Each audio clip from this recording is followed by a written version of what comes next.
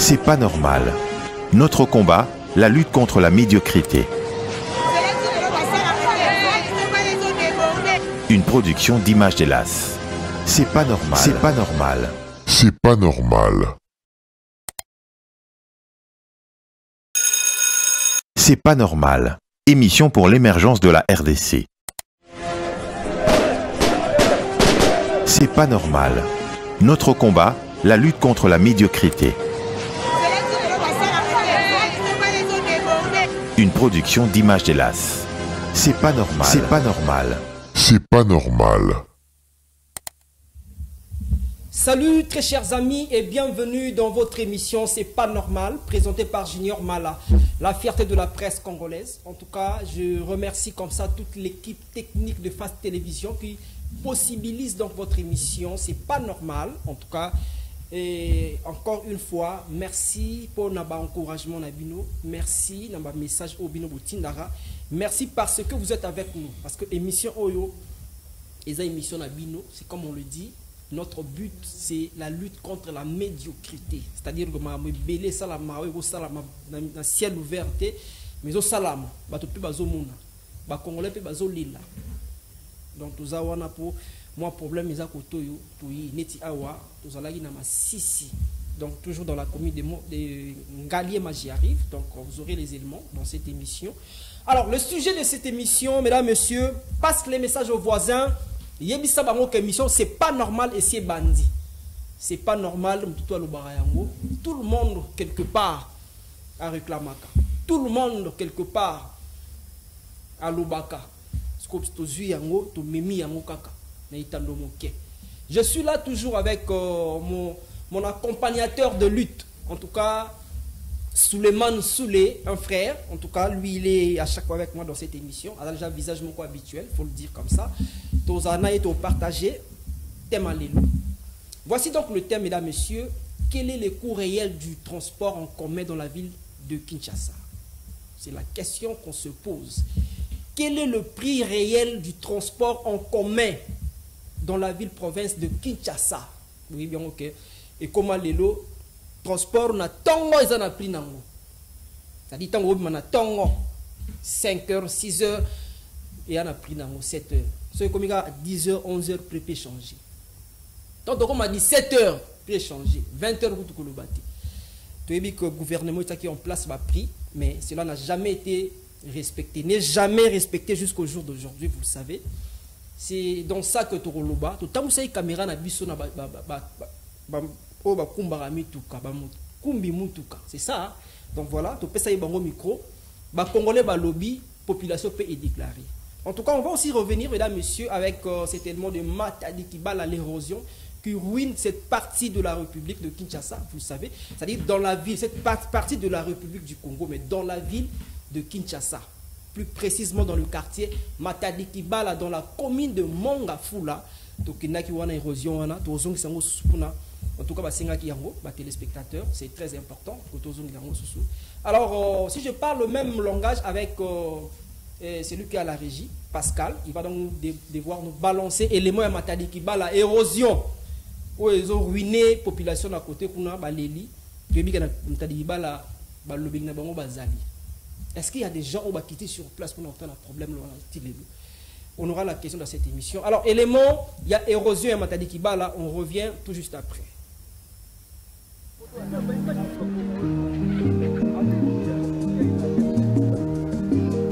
Mikolo tosekelaki na mosolo ya mboka Kongo ekoki tofungwani misolelo tomoni bozoba nyonso tosali po ya kobongisa Kongo aveni ebongi tosala moto nyonso ata mwana Kongo ya mosolo mpembe Kongo ya bwanya tolakisa ba difficulté bo bozala mwa kuba yosungami moto ya nkoi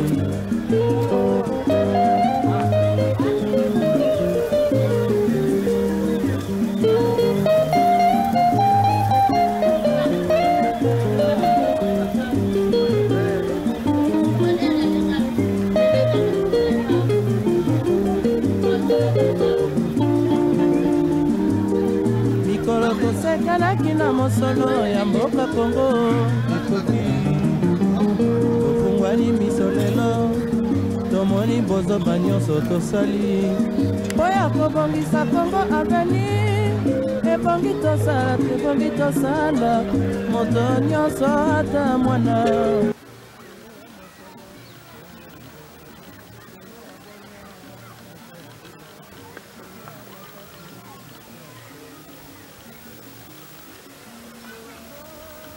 Bonjour. Hein.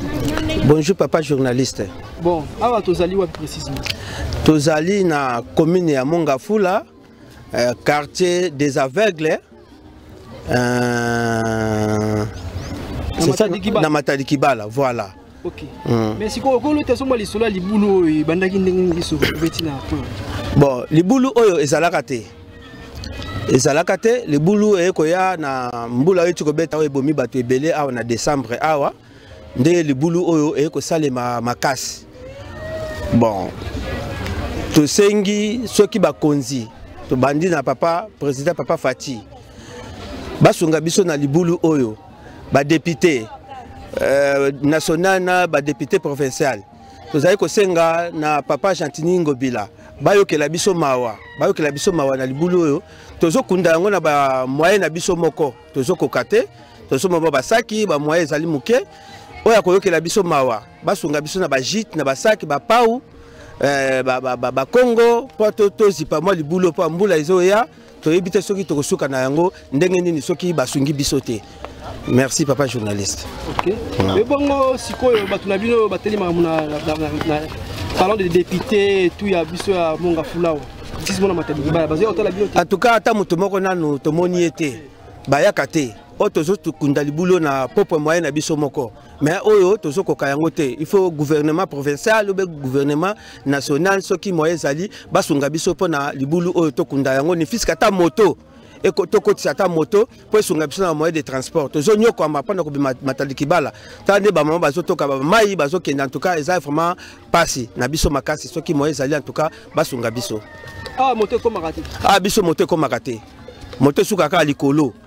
Hein, oyo ozu moto et qui sur na avenue l'État après bandi makolo et ça 1 heure 2 heures makolo to zo ka talaka na ba risque ne surtout anzela oyo donc to za na choisir ceux qui moïse ali en tout cas ba konziba sunga biso. Merci papa. Kombo na ngai Mpakama Patrice. Merci. Mbote papa journaliste. Kombo na ngai monsieur Papi Mavinga. Bah si biso yo ozali initiateur ya ba mixalo yo sala makawa c'est ça? Oui, biso nde toza ba jeune yo to tie ba corps na biso en jeu pour na lutter contre érosion oyo. To sala association moko kaka na quartier na biso pour na to meka mpe na ba point fort na biso moko poto to kundelo koyo. Mais depuis to bandi en tout cas tozo kokate. Donc to moni to lukio boepo to wembela ke to komi na suka yango moto meki ko lukayo. Omeka ko comme ça message pas ba konti. Message yango ezali. Bon message ya liboso ezali. Tozui président moko o tebi gaza social o alingi bina mboka o Fachi Beton. En tout cas na peso ba coup de chapeau ebele, monsieur le président. Avant monsieur le président, toza na premier ministre. Toza pe na gouverneur de la ville Jantini Ngobila na pesi no ba mbote place bozali. Donc soutien na biso mingi ezali place pour na esika oyo kaka. Donc auto sengi na bino ezalaka boya vraiment botel la biso pour na place oyo. Donc ezo nyoko la biso mabe na décembre oyo tu koleka oyo ya 2023 tozui ba mort. Tozui na ba mort venant na quartier oyo. Ba mort rebelle au présent dimé ko en charge donc quartier oyo peut tozaki vraiment donc tozaki victime. Na ba mort tozui na quartier oyo yango velo mo ba kondi ti bo mo to yoko lela bino boy donc te 5 millions na pardon to ke na ba élection bena yango oyo to yebi ke bino bo kota na ba quartier o moni ke eza touché donc le so ma vraiment bo meka ko ya na quartier oyo bo tala biso population eze belé to na posa bena ya mutu ko soutenir biso po biso pe to meka ko pesa ye ba voix na biso. De yango to senga vwe pa na yodo o akobeka ko ye pa na biso awa en tout cas to rotika ete toza wapi précisément awa tozali na commune ya Mongafula na sima ya wenza Matadi Kibala na quartier aveugle Otoza avenue Mouteba. Ils ont venu Mouteba. Donc place de tozali yango. En plein centre-ville. Oui. Na centre-ville na sima bena ya wenza Matadi Kibala. Mais bateau abino ba pona ya Matadi Kibala basoko matia. Non, donc depuis bateau surtout ko voter na mando etu ko leka o ata mutu moko atikali ko ya ko assister biso te. Le titre zo ba boye vraiment toza d'accord ata na député moko te na quartier oyo. De tout moni touro ba to ndimi bena ke oyo akoya ko luka biso bena ke poto meka ko pese maboko. En tout cas akozo maboko na biso vraiment. OK, merci beaucoup. Merci papa journaliste. Bonsoir papa. Bonsoir papa. Na kuti awa na toza précisément wapi? Toza na coin ya Mouteba. Pour baba Mati likolo ya sans fil. Mais tout le monde na sima na yo érosion na wa condition de va na famille en boui vraiment. Qu'est-ce qui s'est passé tout comme na niveau? Loko pesi biso pacha wana mbulu ya beta ka yo ebomaka batu. Ezalaka boite le pango ezalaka bien. Mais après mbula wana tomonaki bato ya l'état bayaki osala recensement po bameka kozwa idée ya kobongisa place mais ti sikoyo mpe bayaka lisu te. En tout cas place wana papa côté ya bonne volonté tomonaka te kaka bilobela oyo ya koleka lobi mais eloko moko batikaka te biso moko na quartier na bamama na bajeune mosusu tosalaka mwa lisanga ya kongola basaki dimanche tosalaka mwa salongo. OK. Sikoyo ko senga nini na ba autorité so bazolanda parce que ba yawa bazo responsable suite ezo mateni ni okolo. Eloko na kolo na ba autorité bino botindi ba gens baya ko recenser bato baza na pasi bato bakwelaki bato pango sikoyo topesaki nyonso ti sikoyo bana ba responsable so bakinda libela suite ezate toza wapi précisément toza sikoyo awa na Matadi Kibala na babala Mouteba numéro 1 na deuxième libulu babe yango deuxième libulu. OK, quartier ni quartier Musangu. OK, merci beaucoup. Merci papa. Bonsoir. Tozali na avenue Mouteba na quartier Musangu. Sikoyo par rapport ya érosion yo ko lobani na érosion oyo ezalaki boete. Mais kasi ezana kana bambula ndezo beta bamaye banda balikolo na balikolo kuna na babele nde epanza ya tiba epanza quartier mais quartier ezalaki bien tonné ko fana bien pe na kimia depuis bambula na beta nde panza ba quartier tikuna na sesa mabulu bakonza mboka fama basunga biso poso batiki biso boye mbula pe yango bientôt zozonga continuer pe ko panza tala ba famille baza ebele tala ba condition de vivre za na mo pasi soki bakonza mboka batiki biso boye vraiment difficulté za makasi yango to benga aide na bango ba ko sunga biso. Tozali na avenue Mouteba na quartier Musangu. OK. Donc yo présenté au vanda à Koto. Ouais, on a peine à faire à Koto juste quelque part. Est-ce que c'est sécurité quand même ça va? Bon, non, insécurité zate. Sécurité vraiment dans les bons. D'accord. Mbote papa. Comment on a la chance? Ah, chance. Donc on a la chance à tout à l'heure.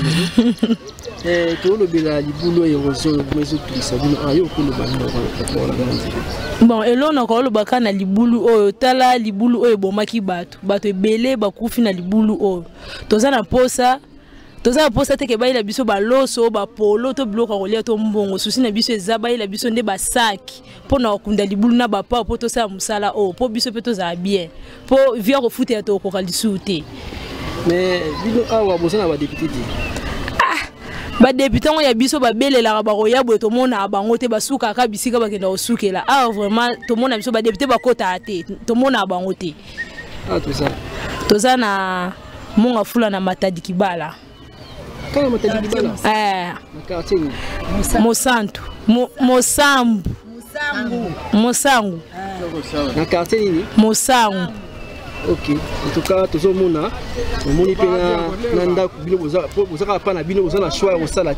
êtes obligé d'être là. C'est ça, non? Tous les gens ça la TV au foot et au cocalisouté. Oh d'ailleurs, tous moi to que sous foot les ates pour déjà tous déjà oh déjà papa son bel biso yango. Ce qu'on est sali boy. bon toye bate so to ko sandeni eloka to senga baila bisoka basaki na bapa poto sa musala. Merci beaucoup.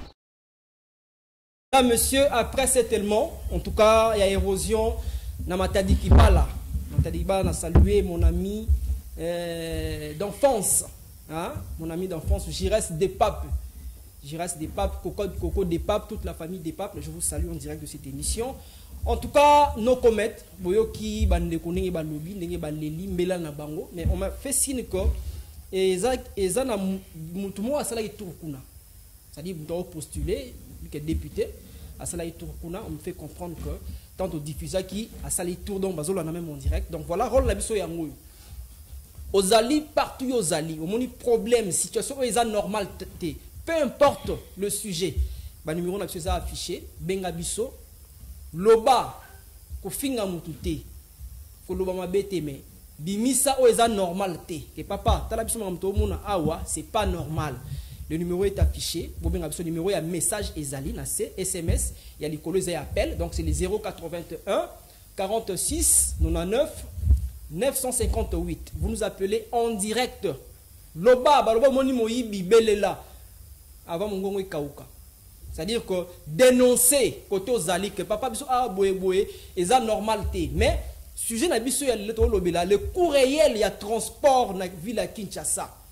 Est-ce que bino bo subir donc na tongo la muki boye transport et comment le la luxe et puis ça se passe devant tout le monde dans les autorités bazomuna et toloba mais toloba. Alors je m'en vais donc saluer mon invité. Il y a comme déjà Moutou, il y a Naku, c'est mon coéquipier, tous allons toujours ensemble. Souleymane Soulé. Bonsoir frère. Oui, bonsoir Mala. Encore merci. Pour la Moussala Touzanango. Très bien. On a devoir tous près à la population congolaise. J'espère que Yomogo Yebi situation que c'est passé dans le Congo, c'est pas normal. Ok. Donc au Bimana Tongo, Nenye Mususu, au commune à midi, Nenye Mususu, pourquoi pas Nenye Mususu. Donc je sais pas tout le bani, on dirait tous en la Katambo Kanabisouté, République démocratique du Congo. Donc c'est pas normal. Et ça la passe. Passe makasi parce que comme on a un d'abord vie autre vivre vraiment là, Yomoko Yebi n'a pas conjoncture en Boka. Malgré tout ça, le chef de l'État, président de la République, il est en train de chercher de faire de tous les moyens pour nous songabiso ba congolais ou tous abananae. Mais bateau et amité mamabe ou yambilinga bazolingate vraiment pour makambo tambola bien. La condition et la vie où tous vivons en Congo, tous en En tout cas, le président de la République ne peut pas tout faire seul. Voilà pourquoi il y a tout un état des choses organisées. Ils ont un gouvernement où ils ont en place vision, mais toujours déplorer le prix, il y a transport et on commet aux alliés qui ont axe à Upen, centre-ville, tout comme il y a un tétémé. C'est-à-dire, tant que mon ibiso, on réduit comme si rien n'était. Ok, bah yebi makambu tout, bazo sala pesa consciemment. Cela veut dire que mutema mabe na biso ba congolais, oyo tozo kwa kusunga mokonza mboka te. Parce que même l'État kosunga kutu moka, kosunga mokonza mboka te, kosunga ça dit moka na yo. Oui. Ils sont contre leurs propres frères congolais parce que quand on tient pris un coup réel il n'y a rien de Moukonzamo dans la radio. Tu sais normal parce que dans le bon parce que la République démocratique du Congo est en Bakonzi, Bazali. Donc si chaque moto au hasard le département là il y a que ça la musala là cela veut dire tant battu wana aux ali ministres, tous ali nani etc. Au yebi musala au bapesio. Cela veut dire que na musala bapesio il faut pas ça hein au peut sa tâche na yo pour nous kosunga ke mutu tout à se sentir à l'aise na coin naé. C'est pour cela na bidon parce que le chef de l'État c'est lui le garant de la nation. Il y a un monde na lobi bongo. C'est la vidéo ta likolo et kiti na biso ba tous na c'est. Très bien. Alors mesdames messieurs, nous sommes donc en direct de Fast TV, Fast Télévision et nous sommes également disponibles sur satellite, vous le savez, et l'émission passe aussi en direct sur Facebook, YouTube, nous sommes en direct, donc voilà. Vous nous suivez de partout à travers le monde, bon, en Chine, bon, en Hong Kong, bon, Madagascar, partout vous nous suivez en direct, donc voilà. Votre émission, c'est pas normal. Ozali, n'a problème, oh, mon ça normal té. Bengabiso, loba o yozomona normal té na contré au bino bovanzi kuna. Alors, sans plus tarder, élément PAC Limba, où il y a des gens qui nous ont. comme les biso que non, voilà. Et situation à Selemba wana, faut besoin que ça a moins élément wana. Exactement. Pona kola musaka. Ba oyo ba sengeli ko sala musala na ndenge longo bani. C'est-à-dire que comme déjà la période ya mvula, manzela, tu sais que ça ils a vu le mot ya muneni. On a plus de bon, c'est pas officiel, plus de 14 millions d'habitants. Exactement. C'est pas officiel mais ndenge toyo kaka. Alors, na ba côté batu baza ko vanda mvula yango ebeti tolo baté vraiment wana pe. Non, faut le parce que bakondi na biso baza na temps ko koma na balie wana te, cela veut dire peut-être batinda na banzela bakoma mais bakomi bete parce que bazomona ndi baza ko se faire dévoiler. Donc biso a tous une opportunité ya ko koma sur le lieu photo sunga bandeko toujours ko la miso bandeko wana. Cela veut dire citation oizo le kana Selemba ou mon frère, je te dis c'est vraiment plus grave kutuna bailanga tozana no bongo soto tozokoma parce que bientôt la mala oyebi ke bambule ezobanda bambule kobanda kuna j'espère to mona ki ba maman na biso bazali kolela biloko ne ba perda ki oyebi ba maman ebele ba tekaka sote à cause ya mbula moko ebetaka moi-même j'étais là donc na mona ki na yokana pas si mala komona ki ba maman baza ko se débrouiller pour balisa ba famille vie à condition en boka mais ba perdre na bambula cela veut dire ba carnivore ezala ki tellement bouché mai etonde débordé mala. Donc, tant que je débordé, écoutez, na moment ba kangaka maezo ou tezo kita. Pourquoi qu'on imagine? Si on parle le même langage avec la régie, il peut illustrer biso élément ya Selemba ou Toloba. C'est-à-dire maiwana ou tera sana wana. On dirait fleuve Toboki. Est-ce qu'il y a pas une solution? Mala, cela veut dire banzel ba carnivore ils a tellement bouché. Il y a des gens qui jettent tellement ba déchets. OK, éviter ba déchets bazan ko boaka. Il y a des ali cause, il y a ma cam oh tout ça pour subir les lots. Cela veut dire tant ba déchets tondi. Carnivore ils ont ko respirer ti. Alors bazan ko tirer petit. Bango moko pe baza wana pembeni ba voisin to ba kolo bisika ba mapangu baza na quelques centimètres na ba carnivore oli bazorata ba idée ba bimisaka et ils entendent qu'à faut l'état à ça. OK, c'est nous-mêmes les Congolais, on doit prendre une conscience, il y a biso ba Congolais makambo toujours ça. Donc c'est pas normal, faut tout ça là au biso moko to ebito ko ça le temps qui Congolais. Donc c'est un peu ça mal. Voilà. Donc awa toza juste na marche na wenze ya Selemba vraiment. Il fallait ba na moi on a début au moment que bus wana bana ko maté que ne peine mais degré ya mvulo et bêta donc et quitter si bus tinacé heureusement moi bus wana muke wana des mini bus wana et empêcha que bus soit jaune wana et que na batu na katia bazo ganga tala degré mais effectivement mala makambo oh écoute ki biso na honorable Kesi Mukindi tozala kini na katia même voiture lui-même il était étonné. Il y a comme Babylone où il y a lui mais non on est où là donc c'est pas normal Tomika pour ça là quelque chose pour na biso moko ba congolais on peut pas laisser tout le président de la République il a pas le temps pour abana ko sala ba descente non biso moko d'abord ba congolais tout pendant parce que côté la bien chef de l'état sans la vision moko ya munene o azana souci ya mboka na ye donc ba congolais to vivre na ba condition o esengeli mala cela veut dire ba congolais to zala ndenge oyo mokonzi mboka zolingela cela veut dire toyeba malaria te ndenge ba pays mususu bayebi malaria te et pourquoi pas nous aucun hôpital kaka malaria c'est pour cela enseignement isaté salité leki en plus to komi pollué solo na ba déchets yango ezozongela biso pour n'opesa biso ba maladie. OK, c'est pas normal mesdames messieurs, nous sommes en direct. Ne m'appelez pas par mon numéro hein. Ou bien dans le numéro il y a télévision parce qu'il y a des gens qui essaient un peu de m'appeler en direct. Donc appelez à travers le numéro affiché au bas de votre petit écran. Donc vous nous appelez puis vous passez en direct. C'est pas normal aux on a biso wapi. Ah mal la biso za awa na telle commune. Vraiment biso awa tala problème na biso yango. Ah tala kutu biso boyi.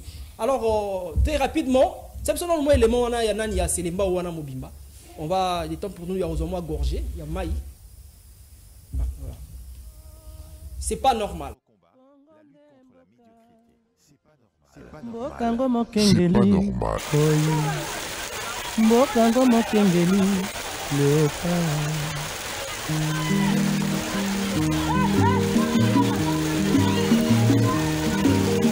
Mikolo tosekalaki na mosono ya mboka Kongo ekoki Tofungwani miso lelo tomoni bozoba nyonso tosali oyo kobongisa kongo azali ebongi tosala moto nyonso ata mwana kongo ya mosolo mpembe ya nzoku kongo ya bwanya sasa ya mbila kongo ya makasi moto ya nkoi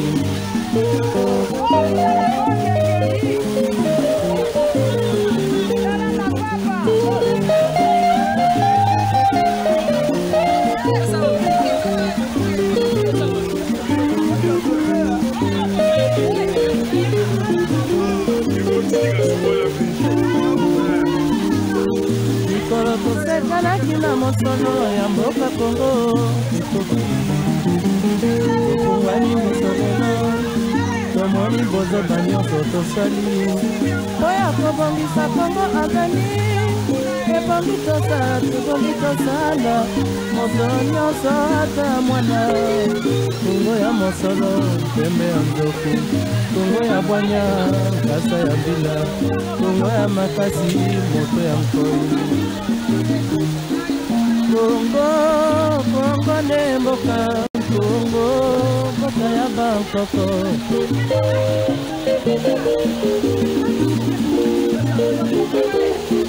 kongo mokomona pamba lobi mokolula yango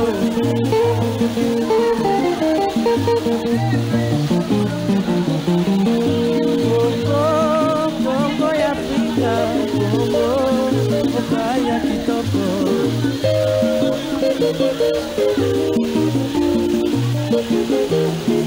kongo ya bato mayele kongo bakobikisa yo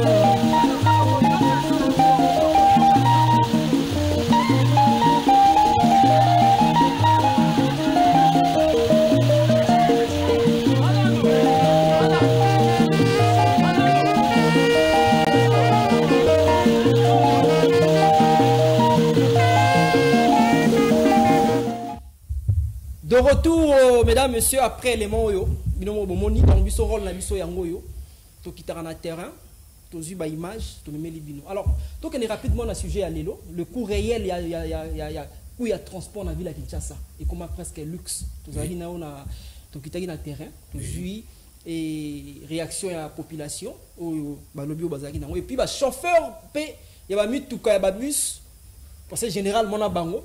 Bango ne base aromatique, puis on a un receveur na bango. Alors si la régie est prête, tout est rapidement un élément na biso il y a sujet à l'élo, c'est-à-dire que tout le bana coût réel de transport, il y a ça c'est la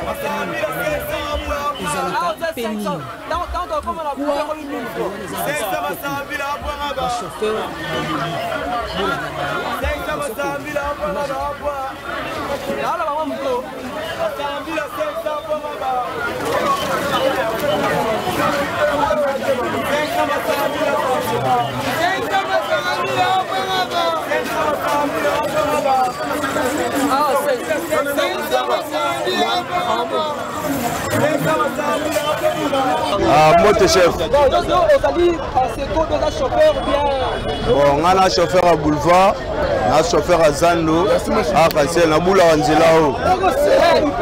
Nzela il peine Zando. Bon, Nzela il peine Zando transport normalement ils ont 1500 francs congolais. Mais vu que l'embouteillage n'a pas de l'an de comélie, n'a pas limba, n'a pas pièce à mituka, n'a pas versement de bâtiment sur le patron. Il y a un moment sur le bimina Nzela, il y a un moment à mort et comme on a 2500.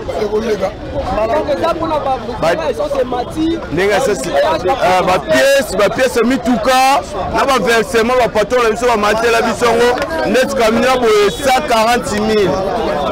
Camion pour 140 000. Et belé, ce que je fais pas ça ni. Il y a les bandes pas ça mouté mais le temps on va ne pas patron. Patron a quitté versement. Son patron qui dit versement, il va chauffer avec ça ni. Et qui t'a maman tout. Nous sommes d'accord. Transport exact la 1000 fois. Toi d'accord. Après mais t'es pas. Patron on va transport on va la biso.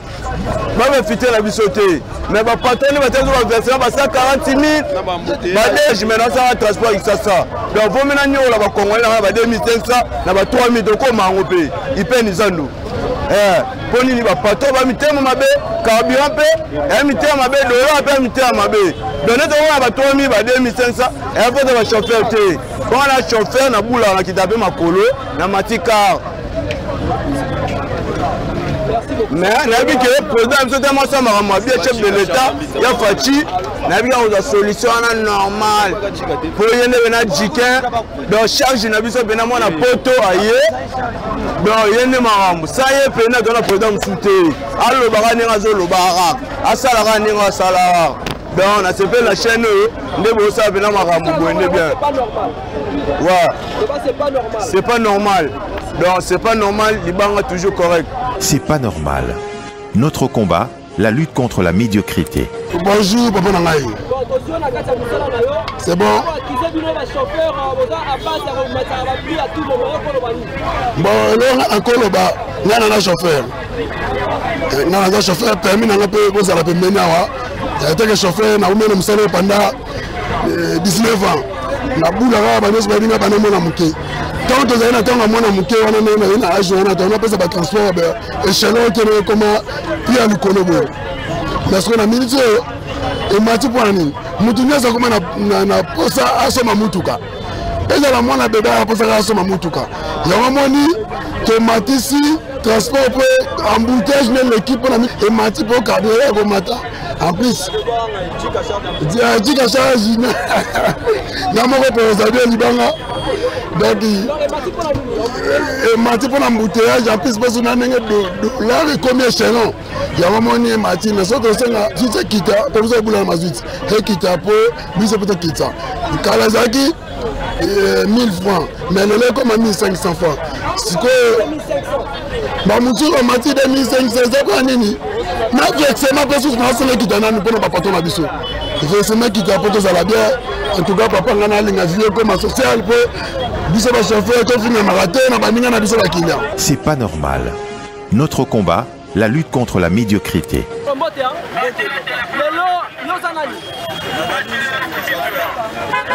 chauffeur on m'a dit va prix à la transport à la ville à Kisasa ça pour la nuit. C'est dit va transport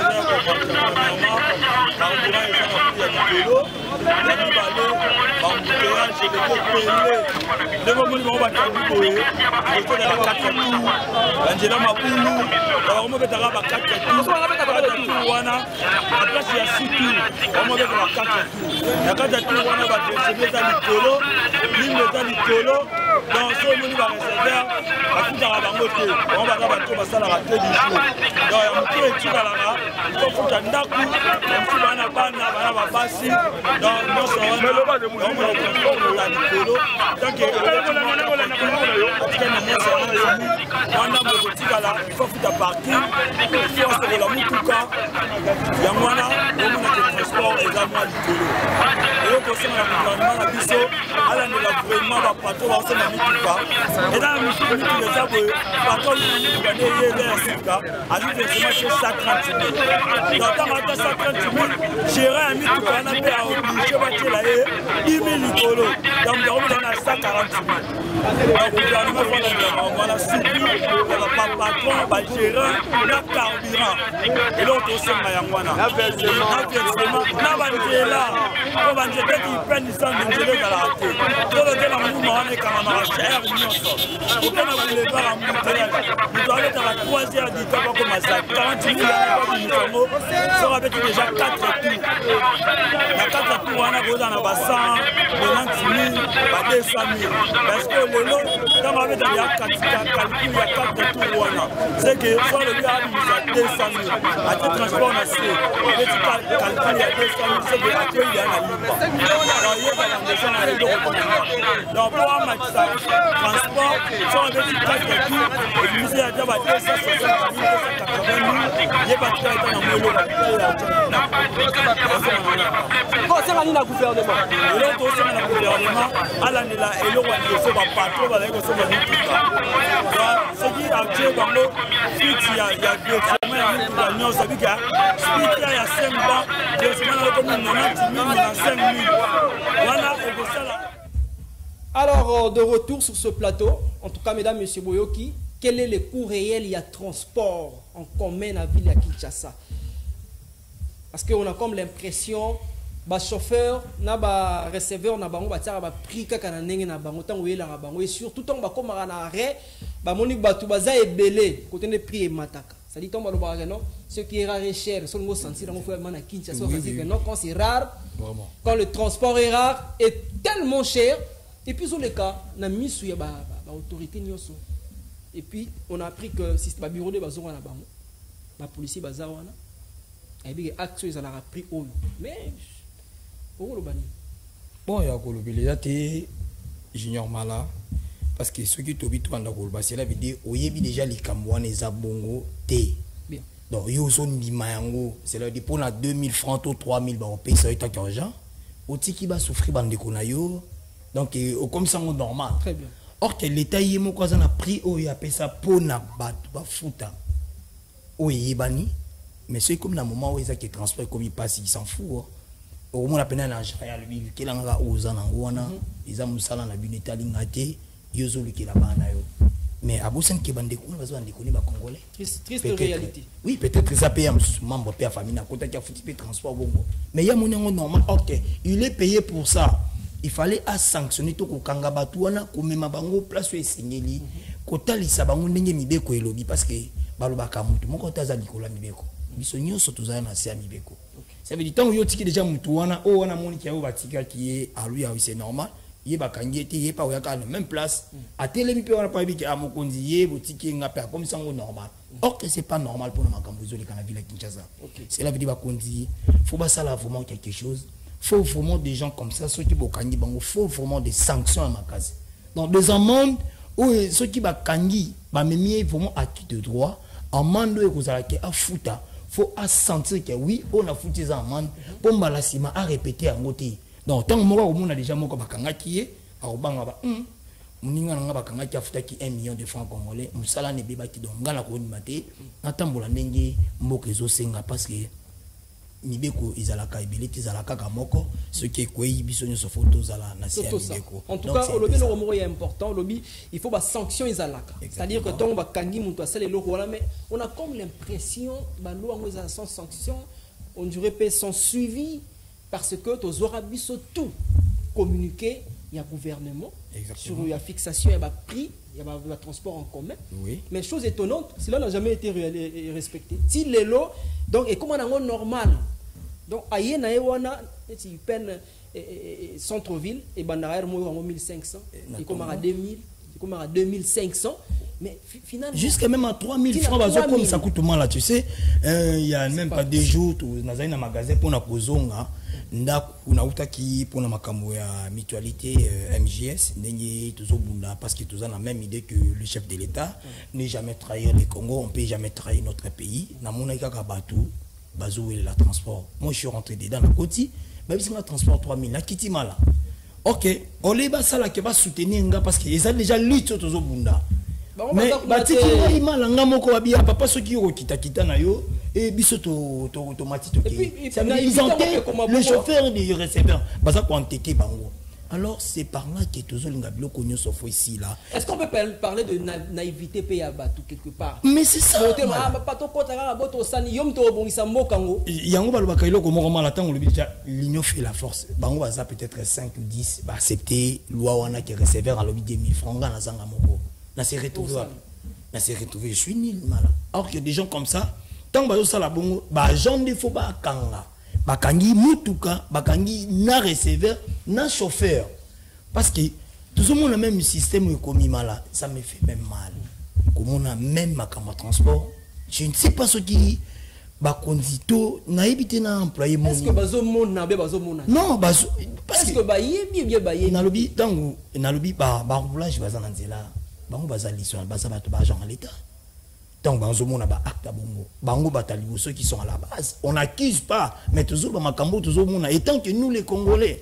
au lieu bango ba sala o esengeli ya ko pesa bato na ba sanction ya ko ya pona ma déçoit bana ba pesi mboto ali kaso Azuka parnaï. Bon, alors avant de boucler la boucle, on va suivre Pascal Kalebiso papa Moraza en jaune à la durée la costa jaune pendant 2 ou 3 minutes comme ça. Alors vraiment est intéressant, c'est-à-dire à lobby il faut responsabilité wana eza partagée, c'est-à-dire que bato ba sombara ba bus ba kolo ba bus bango ba fixera ba prix moko ya cher, c'est-à-dire à tel prix na eli kolo abinga voiture na ngabe bus na eza na prix boye soko boye tiki.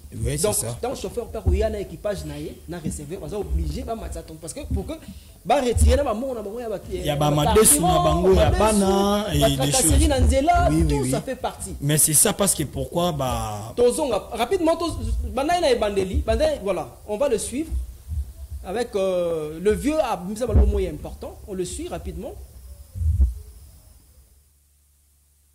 Il faut faire une petite réunion. Nous sommes déjà, nous sommes pas sur la seconde. Qui peut intervenir, nous parlons. Ce qui veut dire, le gouvernement, il négocie avec notre président. C'est qu'on doit se poser les prix réels par rapport à nous, le transport privé. Nous allons le suivre, c'est l'État.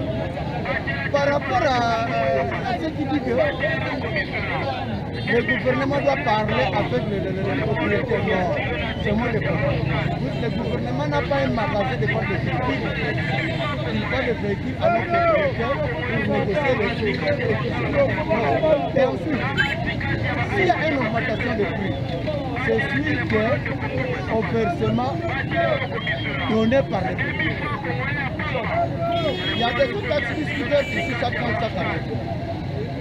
Il y a aussi ceux qui versent 120 000. Regarde un peu tout cela. 140 000. Comment les chauffeurs vont travailler? Avec 120 000, comment ils vont travailler? Il y a aussi des taxes il y a le versement de 90 000. Et ces gens-là travaillent. Calme. À côté de ce même abattu, on a 1000 francs. Il n'y a pas le haut est à 140 000. À côté de 140 000. Mais quand vous avez vraiment ce on met des fois.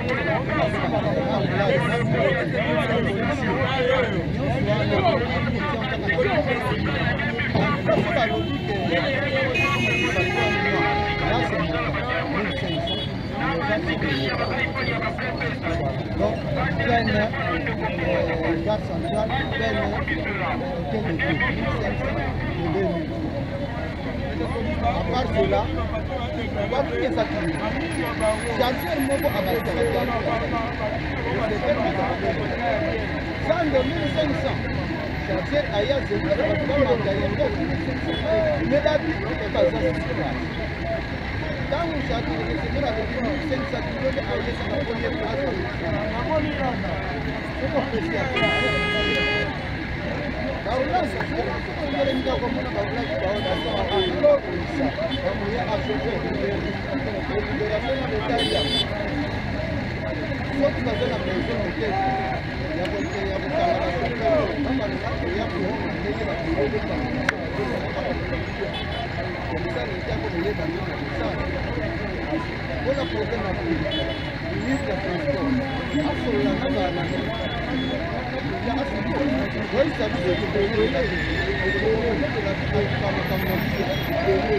Est-ce que Maramodon c'est normal ou c'est pas normal? Non, moi je n'abuse pas normal. La réalité c'est quoi? Donc voilà que nous avons un gouvernement provincial incompétent, irresponsable, c'est pourquoi. Non comment, Boyoki, en tout cas, et ça la passe, papa a soulevé presque tous les sujets à ramasser en Boyoki. Donc, responsabilité et aux à l'État.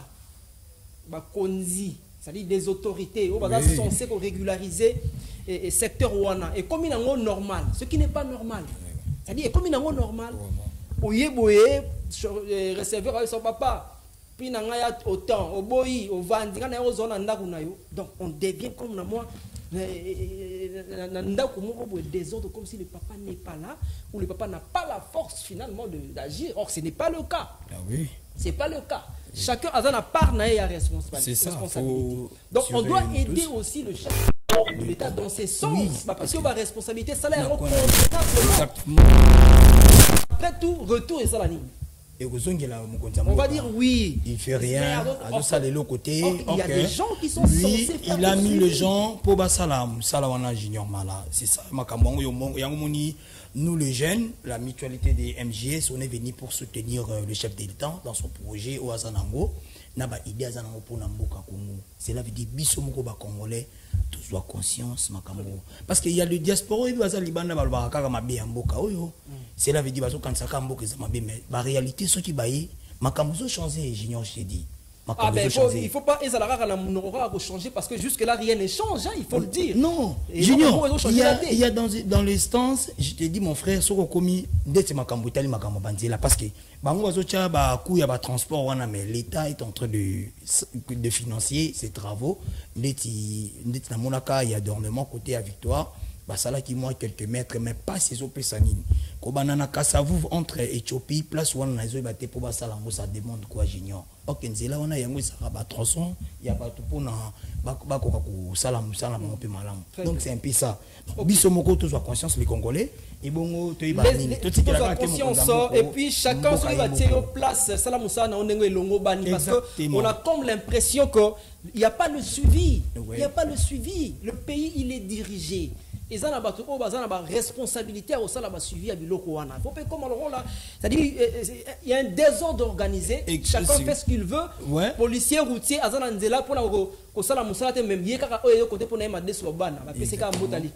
Le reste c'est pas son problème.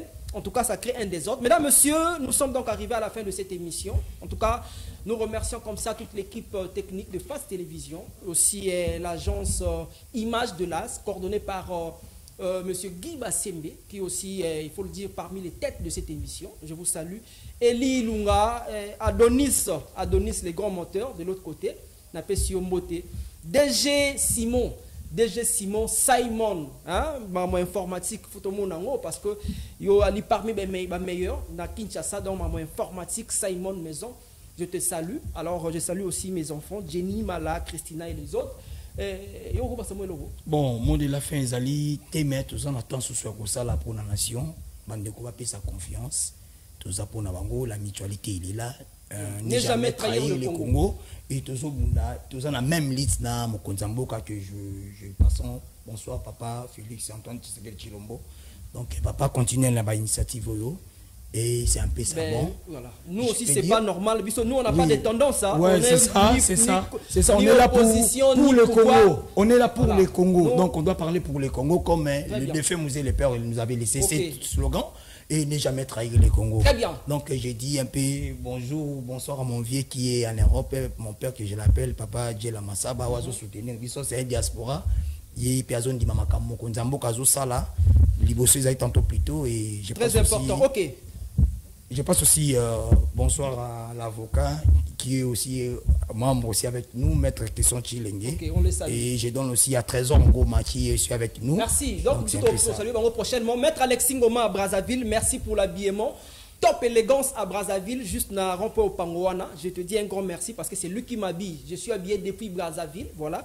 Aussi Béa. Merci beaucoup, spécialement. Alors, mesdames, messieurs, on se retrouve donc tous les dimanches à partir de 20 h. La rediffusion est prévue pour tous les lundis à 14 h en temps réel. Alors, votre émission, suggestion, WhatsApp, envoyez vos awapi, message, nini. Vous avez un numéro, mais le numéro, vous avez un écran à biso.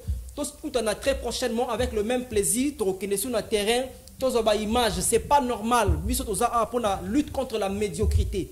Et ça, tu as une politique, tu as une tendance morotée. Il y a ma lame, on peut te encourager. Alors, on se retrouve très prochainement, mesdames, messieurs. Merci à l'équipe technique de Face Télévision. On s'est dit. Maman la biso tchaka biso na mabondeli, maman senga Victoria. OK, on la salue. Alors, on se retrouve très prochainement. Merci. Ah oui.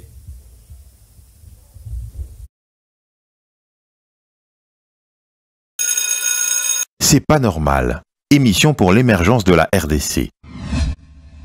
Salut, je suis Junior Mala, la fierté de la presse congolaise. Retrouvez-moi désormais tous les dimanches à partir de 20 h dans l'émission C'est pas normal. C'est pas normal. Notre combat, la lutte contre la médiocrité. C'est pas normal. une émission qui a pour but la lutte contre la médiocrité. C'est pas normal. Émission pour l'émergence de la RDC. Attention, on se retrouve dans tous les dimanches à partir de 20h sur Fast TV, la chaîne de votre choix. C'est pas normal. C'est pas normal. C'est pas normal.